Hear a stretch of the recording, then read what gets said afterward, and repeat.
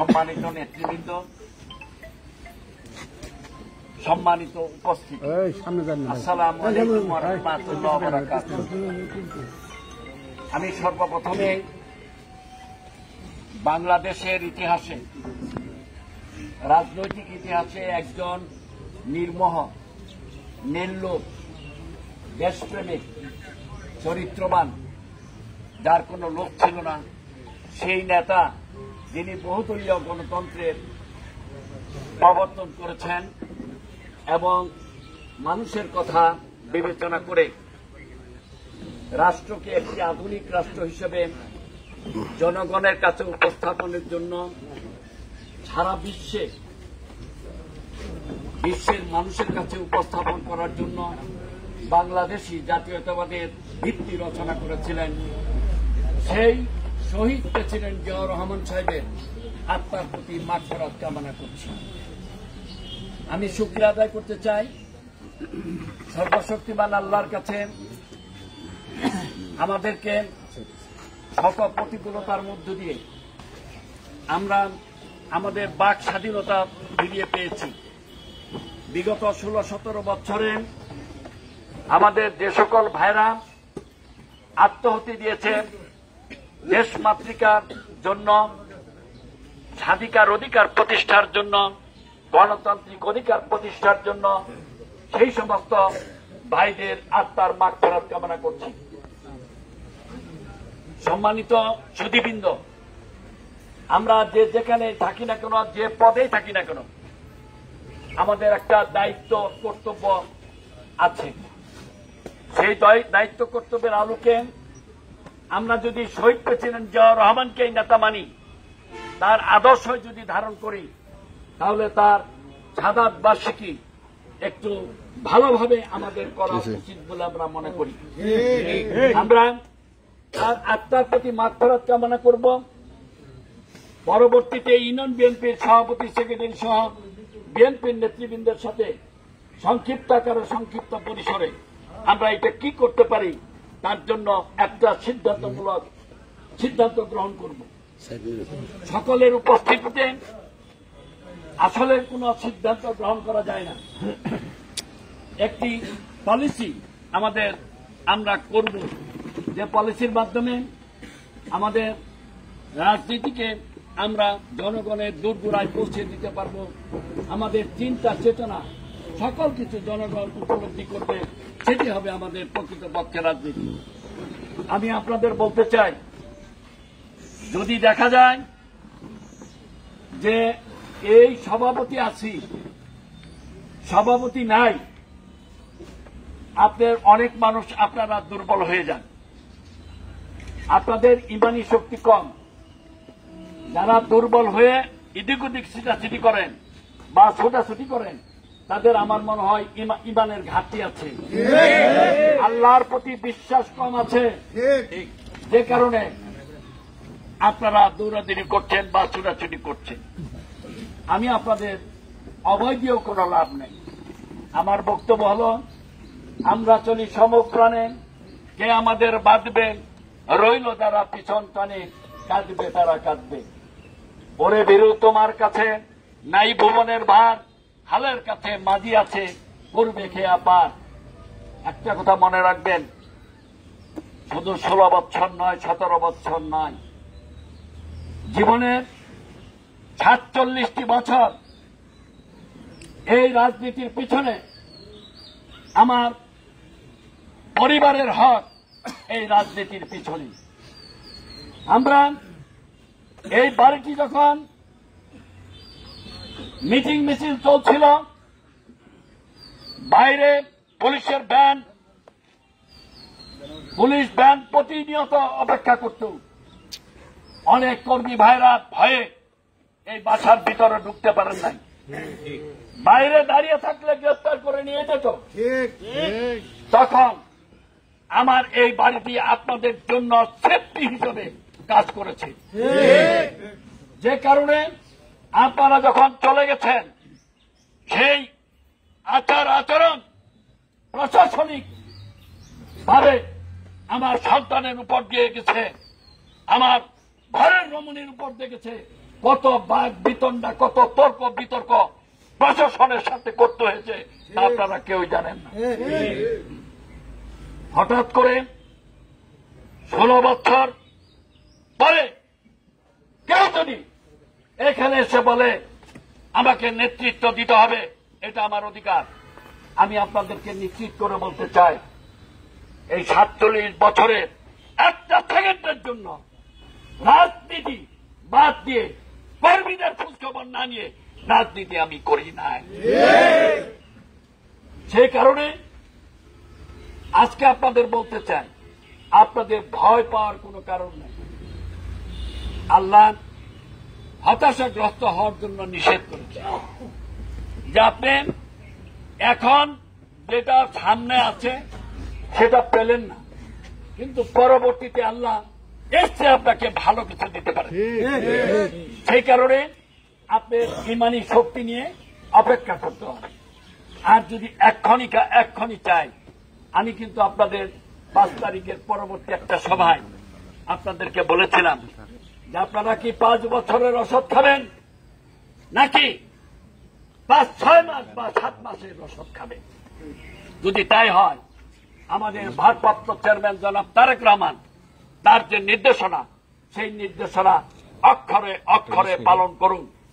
আপনারা দীর্ঘমেয়াদী ভাবে আপনাদের পরিবার পরিজন নিয়ে সচ্ছলভাবে হালাল পথে আপনাদের ব্যবসা বাণিজ্য চালিয়ে আপনারা দল করতে পারবেন। যদি আপনার আচরণে, আপনার কর্মকাণ্ডে দল ক্ষতিগ্রস্ত হয়, তার জন্য দায় দায়িত্ব কিন্তু দল বহন করবে না। প্রত্যেক জিনিসেরই আল্লাহর তরফ থেকে যেমন ফেরেশতারা আমলনামা লিখছেন, তেমনি ভাবে দলেরও কিন্তু গোয়েন্দা রিপোর্ট হচ্ছে। এই গোয়েন্দার জালে যারা যারা এই সমস্ত অপকর্মের সাথে জড়িত, তাদের প্রত্যেকটি নাম গোয়েন্দার জালে ধরা পড়ে ভারপ্রাপ্ত চেয়ারম্যান জনাব তারেক রহমানের কাছে জমা আছে। সেই কারণে আপনারা যা ভাবছেন আর আমরা যা ভাবছি এর মধ্যে পার্থক্য বিরাট। তার কারণ এই যে 47 বছরে, এই 16-17 বছর একটি মিছিল আমাদেরকে বাদ দিয়ে হয় নাই। এই কারণে এই যে অবস্থা, দলকে সুসংগঠিত করার জন্য জীবনের ঝুঁকি নিয়ে আমরা এই দলকে সুপ্রতিষ্ঠিত করার পক্ষে একটি জনসম্পৃক্ত দল হিসাবে আমরা এটা পরিচিতি ঘটানোর জন্য কালিয়াকৈরের রাজনীতি করেছি। যারা ধান্দাবাদী, চাঁদাবাদীর রাজনীতি করেছে, তাদের অবশ্যই জবাবদিহি করতে হবে। যাদের জন্য, যাদের দখলদারিত্বের জন্য দল ক্ষতিগ্রস্ত হয়েছে, তাদের জবাবদিহি করতে হবে। ইনশাল্লাহ আপনারা সাহসিকতার সাথে এগিয়ে যাবে। আমরা আশা করি এখানে আপনারা বলেন আপনি কি আবার আহ্বায়ক হবেন? আরে ভাই, আহ্বায়ক হমু কি হমু নাই আপনি তো ভালো জানেন, আপনি তো ভালো জানেন। 16 বছরের মিছিল মিটিং এর ছবি আপনি উপস্থাপন করেন, চাইলে বলে বলেন, চাইলে বসে বলেন যে কোন নেতা এখানে সবচেয়ে বেশি জেল খেটেছে, কারাগারে গিয়েছে, কোন নেতার বিরুদ্ধে এই স্বৈরাচারী শেখ হাসিনা সরকারের সময় মামলা মোকদ্দমা বেশি হয়েছে। আপনারা রাজনৈতিকভাবে প্রটেস্ট করতে হবে। রাজনৈতিকভাবে আপনারা যদি আপনাদের কথাবার্তা বলেন, তাহলে বল আপনাদের কুটে, বল আপনাদের কুটে। আপনারা যা ভাবছেন আমি তা ভাবি না। তার কারণ যে আহ্বায়ক, আমি এই দলে কামলা হিসাবে কাজ করেছি, আমি নেতা হিসাবে কাজ করি নাই। সেই হিসাবে ওপরওয়ালা আল্লাহ সর্বশক্তিমান, অবশ্যই উনি শ্রমের মজুরি দিতে উনি কোনো ভুল করেন না।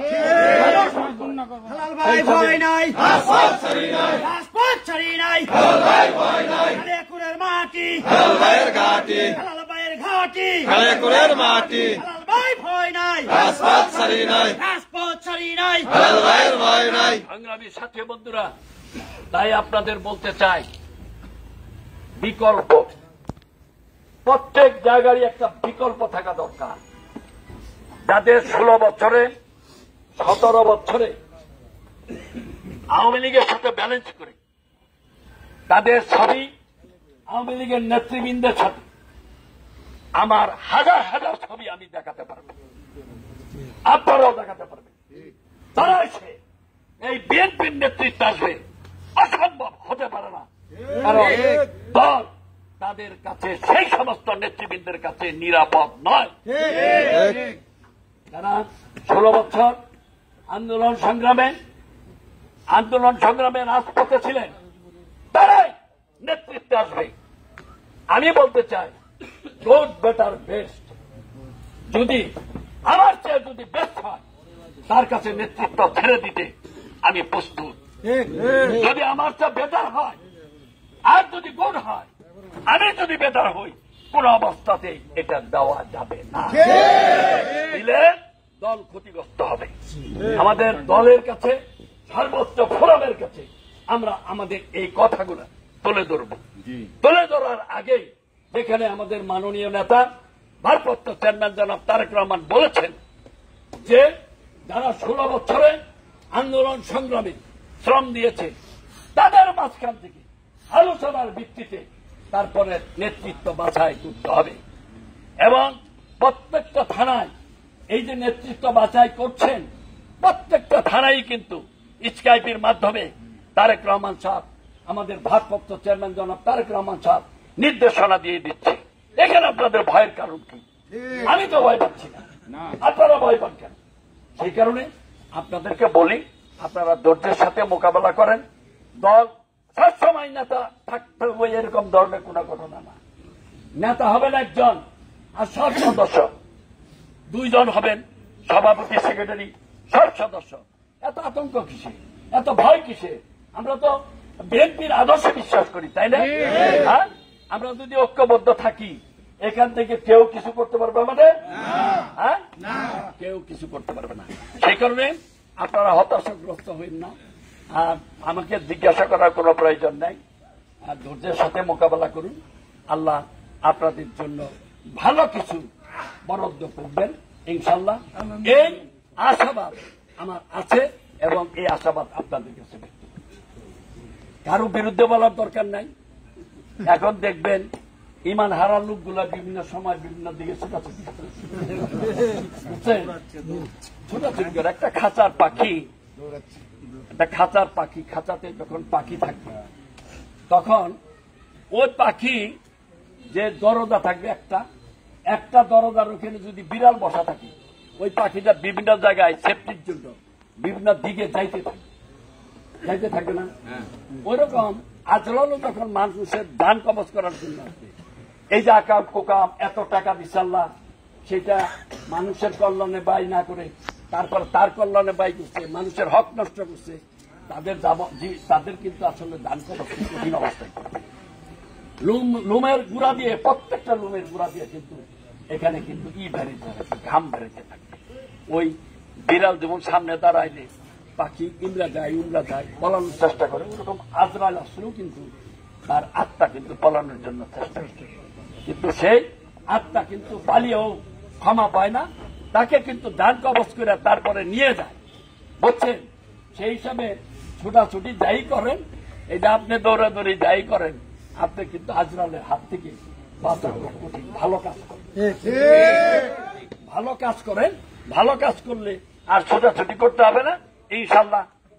আপনার জন্য বরাদ্দ আছে, আপনি ইল্লিন নামক স্থানে আপনাকে নিয়ে সম্মানিত জায়গায় রেখে দিবেন। সেই হিসাবে আপনারা ধৈর্যের সাথে মোকাবেলা করেন। আমাদের শহীদ প্রেসিডেন্ট জিয়াউর রহমানের এই 44তম শাহাদাত, একটা পবিত্র মানুষ আমাদের নেতা, সেই নেতার ব্যাপারে কেউ বাইরে এই দলের নাম ভাঙিয়ে যদি কোন চাঁদাবাজি করে, আমরা কিন্তু তার বিরুদ্ধে ব্যবস্থা গ্রহণ করি। আপনারা যে যা পারেন, আমাদের সিনিয়র যুগ্ম সম্পাদক শহীদুল ইসলাম বলছেন যে যা পারেন তাই দেন, তারপরে আমি তো আছি, অসুবিধা নাই। আমার কিন্তু খরচ করার মতো মন মানসিকতা আছে, বুঝছেন? আমি আর কথা না বাড়িয়ে আমি শুধু আপনাদের বলতে চাই, আপনারা ঐক্যবদ্ধ থাকুন, আপনারা ধৈর্যের সাথে মোকাবেলা করুন, ইমানি শক্তিকে আরো গাঢ় করুন। ইমানি শক্তি যদি গাঢ় হয় তাহলে আপনারা বৈতরণী পাড়ি দিয়ে যেতে পারবেন। আর যুব দলের মোজাম্মেল যদি কবে হ্যাঁ কি হইল, অনেক সময় হতাশাগ্রস্ত হয়ে দৌলাপুরে দেখবেন আর যা টেনশন মুক্ত থাকে, বুঝছেন নি, সে কিন্তু আসলে অ্যাক্সিডেন্টের কাছে যায়। একটা কথা মনে রাখবেন, আমার এই চেহারায় মুখে কোন রকম কোন মলিনতার ছাপ, কোন টেনশনের ছাপ আপনারা দেখছেন কিনা? হ্যাঁ, আপনারা মনে রাখেন, আল্লাহর রহমতে এই দলটা আমরা করছি, ইনশাল্লাহ আপনাদের ভাগ্যেই এই দলের নেতৃত্ব আছে, এই ব্যাপারে আপনারা নিশ্চিত থাকতে পারেন। সকলকে ধন্যবাদ জানিয়ে এই শাহাদাত বার্ষিকী উদযাপনে আমরা এখানে ডেটটা কি, আচ্ছা আমাদের ডেটটা আমরা শনিবার দিন বিকাল 2 ঘটিকা থেকে আমাদের শুরু হবে। অনুষ্ঠান সকালে থেকেই চলবে আর মূল পর্ব 2টায়, বুঝছেন?